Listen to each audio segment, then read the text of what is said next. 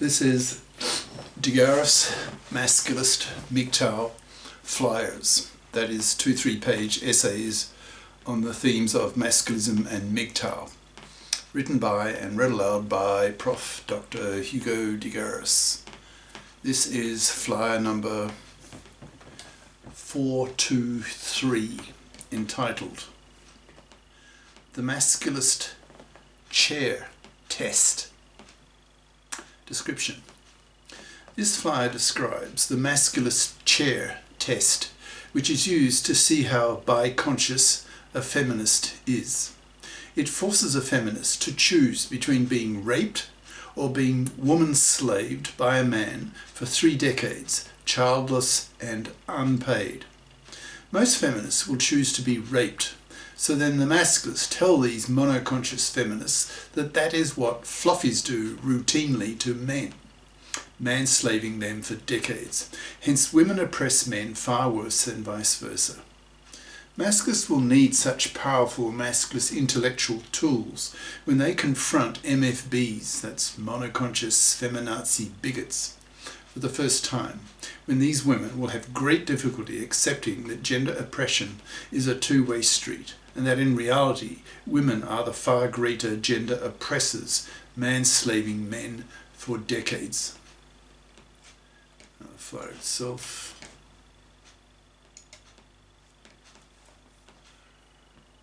The Masculist Chair Test by Prof. Dr. Hugo de Garis. Email profhugodegaris@yahoo.com. Website profhugodegaris.wordpress.com. The Masculist Chair Test is a test to see how biconscious a feminist is. It's a conceptual tool to teach monoconscious feminists that in reality women oppress men far worse than vice versa. It goes as follows. Imagine a monoconscious, in brackets, feminist sitting on a chair with a masculist standing over her with a gun at her head, forcing her to choose between 2 alternatives. Otherwise, after the count of 3, he pulls the trigger and blows her brains out. He says to her, quote, "You have until the count of 3 to choose which of the following 2 options you prefer. 1. To be raped. 2. To be woman-slaved by a man, forced to work for him, with no kids, no payment, for 3 decades. End quote.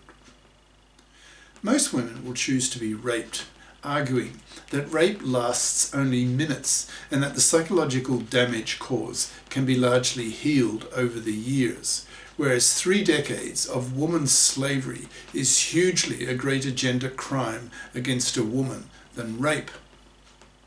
The Masculist then says to the feminist, quote, "So you have just said that woman slavery for 3 decades is a far worse form of gender oppression of a woman by a man than being raped by a man. But that is precisely what fluffies, in brackets, traditional women who expect to be able to parasite off the money and labour of a man, in brackets, do to men. Since you should be able to accept the idea Hence, you should be able to accept the idea that women oppress men far worse than vice versa, since both woman slavery and man slavery are both forms of slavery, with one gender living off the money and labour of the other gender. Both are major gender crimes." End quote. If the feminist readily agrees with this logic, then she is well on the way to being converted into a biconscious feminist. That is, a feminist who has had both her feminist and her masculist consciousnesses raised. That is, she sees gender oppression as a two-way street and accepts the idea that women can oppress men too, and more importantly, that women's oppression of men is far worse than vice versa, since 80% of young women at age 16 choose to become fluffy crappers. That is, choose to study fluffy crap majors at high school. That is the soft option, the intellectually easy, intellectually lazy, memory-based majors that do not require analytical thought, as do math and the sciences, which at high school would be majors such as English literature, history, foreign languages, etc. Having studied fluffy crap majors at high school will preclude a woman from studying STEM and the professions at university, since she does not have the necessary prerequisites for such study. So will be forced to study more fluffy crap majors, and hence will end up with a fluffy crap diploma that the economy does not value. So will not be able to afford to buy a middle-class house with her own money to raise her kids in. So will look around in her 30s when her biological clock is ticking hard for some gullible, stupid, ignorant man-slave to parasite off, living off his money and labour, thus manslaving him for decades, committing a major gender crime against him. That is, a far worse gender crime than rape of a woman by a man, as admitted by the feminist taking the Masculist chair test.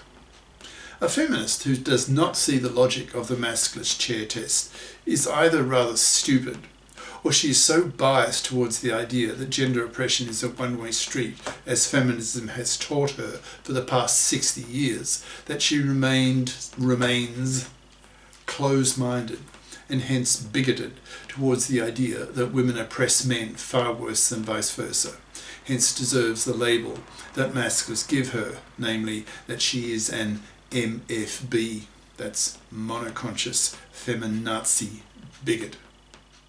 The Masculist chair test is designed to be more comprehensible to women, since it is presented in terms of women's self-interest. It does not require women to put themselves into the shoes of men, being manslaved by a woman, but rather in a format that is purely woman-oriented. She is forced, in brackets, with a gun at her head, to choose between rape and woman slavery. Once the feminist has chosen to be raped, then be woman-slaved for 3 decades, then it is an easy logical step for the Masculist to say to her that what is good for the goose is good for the gander. That is, if she thinks that being woman-slaved for 3 decades is far worse than being raped, then she should readily be able to accept that women's gender oppression of men is far worse than vice versa, since the, in brackets, almost worst form of gender oppression by men of women, that is rape, is far less serious a gender crime against women than women's decades-long manslavery of men. It doesn't matter if the IQ level of the feminist is not high enough to see readily the logic of the above argument, since her smarter feminist sisters will, and hence they will be able to motivate the dumber sister to accept the argument by merely copying or imitating the smarter sisters. Once a feminist has been exposed to the Masculist chair test and has been persuaded that decades-long manslavery of men is a far worse gender crime than rape of women by men, then she will be much more open to persuasion by other Masculist arguments. For example, the massive hypocrisy of the existence of the MARA, that's maternity rejection right, but the non-existence of the PARA, paternity rejection right, so that women have the legal right to reject an unwanted pregnancy that could ruin and profoundly disturb her life, but men don't have the same right, so that millions of women can commit the massive gender crime of pill lying, that is, lying to their boyfriends/husbands that they are taking the pill, when in reality they aren't, because they want to get pregnant and expect, fluffy style, that her man will pay for the kid, thus manslaving him for decades. To have one's Masculist consciousness raised is essentially to see fluffydom as manslavery and manslavery as slavery. And since slavery is hated, Masculists have a hatred of fluffies and fluffy feminists who have taken over the divorce courts and made them so toxic for men that in many countries now, 2/3 of young men refuse to marry, reject paternity, and spend their money on themselves, living the lifestyle of the MGTOW. That's men going their own way.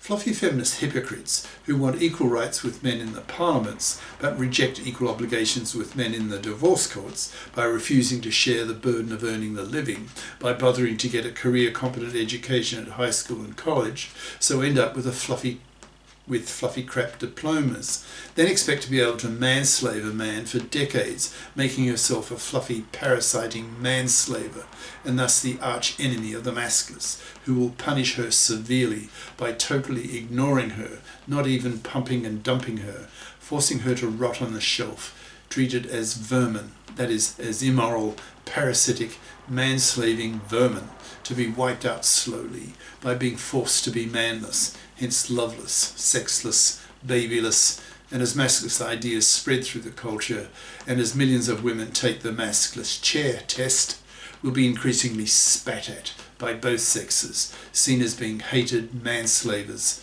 to be wiped out.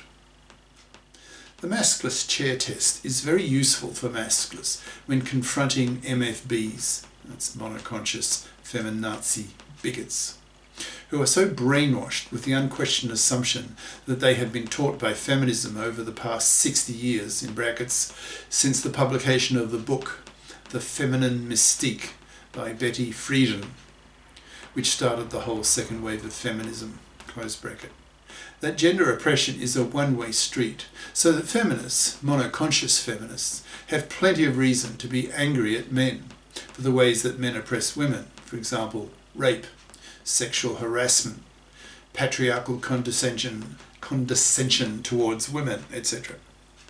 But since they know nothing about masculism, hence nothing about how women oppress men, and far worse with women's financial parasitism, women's manslavery, women's fluffy feminist hypocrisy in the divorce courts, etc., they unquestioningly accept that it is only men who are the gender oppressors.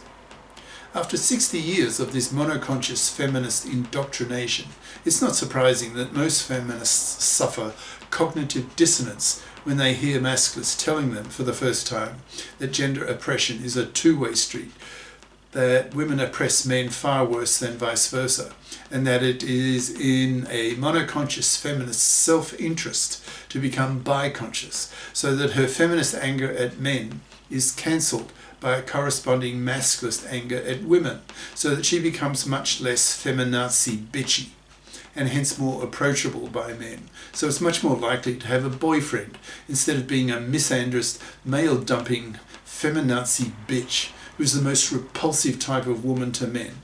So such women, such MFBs, are the first category of women to be rejected by men, not even pumped and dumped, forced to rot on the shelf, manless, loveless, sexless, babyless, and spat at.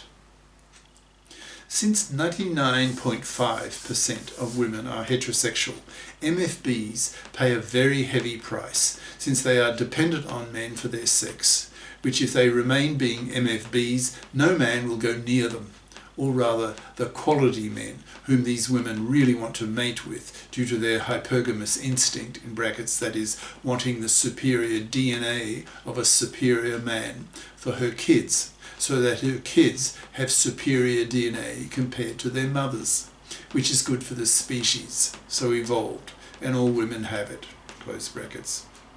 Will not go near them, so that these MFBs really suffer as a result of their monoconsciousness.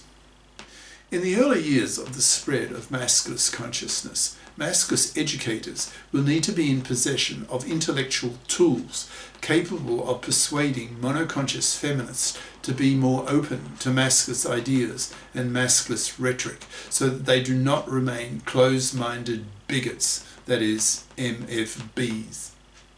The Masculist chair test is a very effective intellectual tool for the Masculists to convert monoconscious feminists into biconscious feminists, who may then become female Masculists and even vote with men for the men-fairing of the gender laws, especially in the divorce courts, which today are so toxic for men that 2/3 of young men reject marriage and paternity, thus wiping out whole populations within a few generations, thus making the MFBs, who control these divorce courts, indirect genociders, and hence hated by Masculists.